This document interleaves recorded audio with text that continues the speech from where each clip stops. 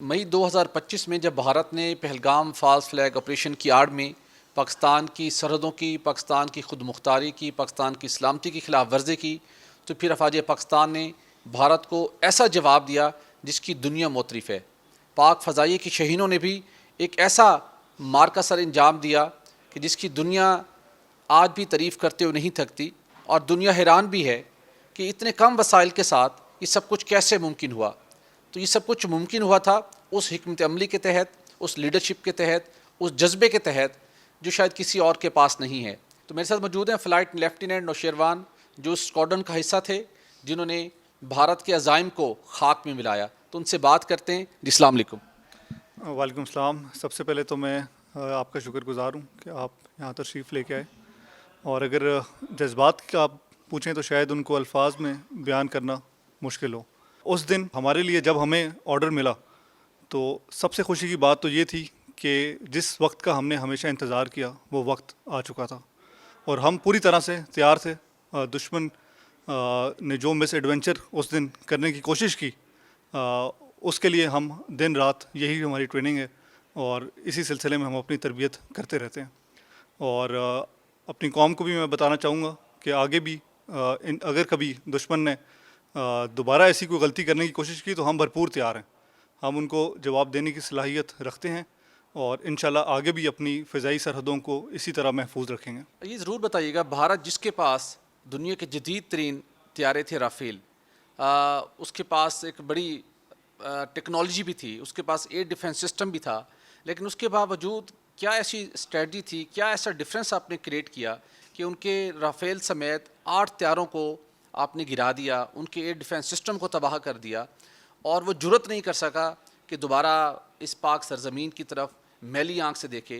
तो उस हिकमत अमली में क्या चीज़ सबसे ज़्यादा इम्पॉर्टेंट थी?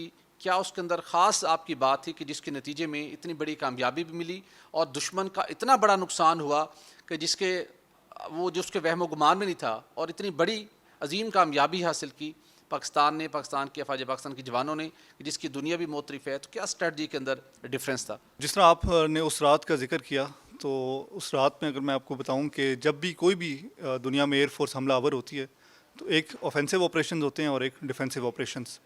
ख़ास बात उस रात की ये थी कि हमारी लीडरशिप का विज़न और क्लियर कट इंस्ट्रक्शंस कि जैसे ही दुश्मन हम पे हमलावर हुआ तो वहाँ पे ही हमारे ऐसे डिसीजन हमें मिले कि वी हैड एब्सोल्यूट क्लैरिटी कि हमने करना क्या है।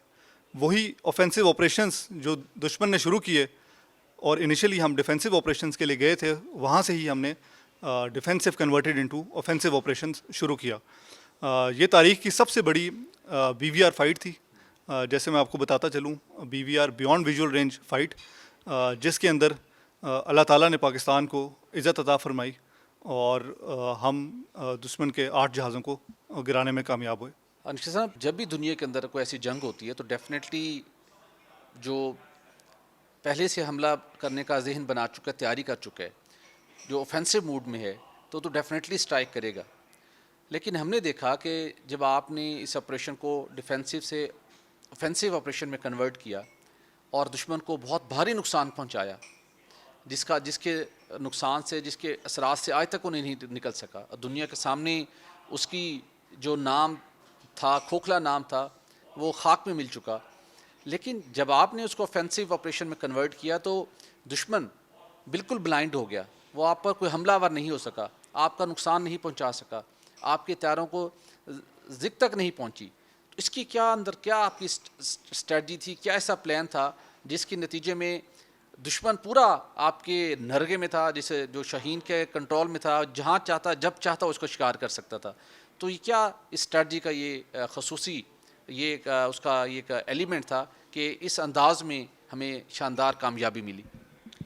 जी, सही है कहा आपने कि एलिमेंट ऑफ सरप्राइज़ दुश्मन के पास था, लेकिन ये इस बात का सबूत है कि हम पूरी तरह से तैयार थे। और जैसे ही दुश्मन ने ये गलती की, और लीडरशिप का विज़न ऐसा था कि उन्होंने फ़ौरन हमें जो डिसीजंस दिए, और ना कि सिर्फ एरियल एसेट्स को हमने इस्तेमाल किया, इसके साथ साथ मल्टी डोमेन ऑपरेशंस, जिसमें space based operations, cyber operations को भी साथ में शामिल किया। और ये एक टीम वर्क है, पूरी टीम मिलके ही हम अल्लाह ताला के फजल से ये अचीव कर पाए हैं। और इसका क्रेडिट اللہ تعالیٰ کے بعد میں سب سے زیادہ اپنی لیڈرشپ کو دینا چاہوں گا، جن کی کوئک ڈیسیجن میکنگ اور اپنی دور اندیشی کی وجہ سے جنہوں نے ہمیں تیار رکھا اس دن کے لیے تاکہ ہم اپنے مشن آبجیکٹیوز اچیو کر پائیں.